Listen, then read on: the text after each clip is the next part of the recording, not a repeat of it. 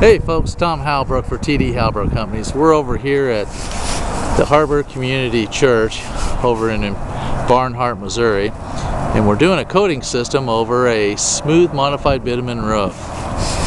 This is the end of day 2. We just finished up doing all the termination bar on the roof. We spent day 1 power washing the roof with a weathered acrylic cleaner with a 4,000 psi pressure washer. We do that to make sure we have good adhesion for our coatings to the existing roof substrate. Now this roof has got a lot of wetness in areas, and primarily down here on this end of the roof it's really wet.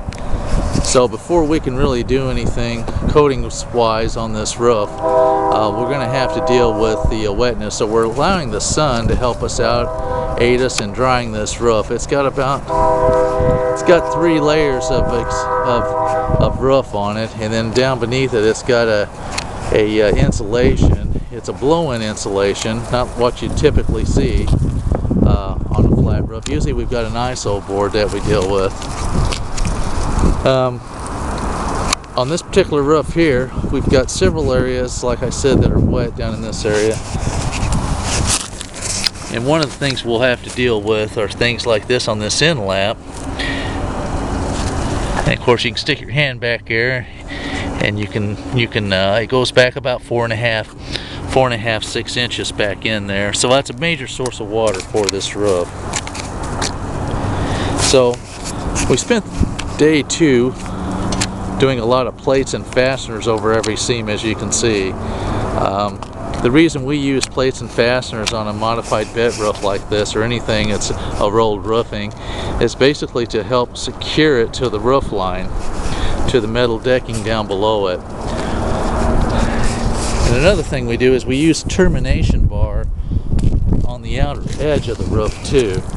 This flat termination bar helps hold the roof in place and keeps upwind lift from occurring on a flat roof. And a lot of times you'll see the roof start disbonding around the gutter edge, so we pretty much prevent that with the use of termination bar on the leading edge of it.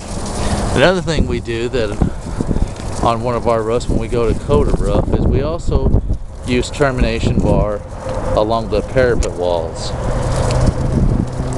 And this here's the same, kind of the same situation here. Typically you'll see a lot of separation around this parapet wall on a flat roof, where the parapet wall joins the existing the main roof deck build area. So through the use of the 3-inch plates and screws, and also the termination bar, we pretty much have our roof fully intact. There's really nowhere that it can go to. I mean, you'd have to take the whole building down to get this roof off.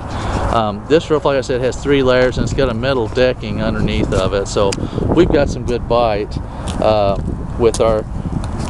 we're using 3-inch number 15 screws and 3-inch plates to hold this roof down. And we had some issues with the seams, so we just went ahead and essentially did every seam on the roof with the 3-inch plates and 3-inch screws. So that's pretty much it for day number 2. Like I said, we spent day 2 fastening down all the seams.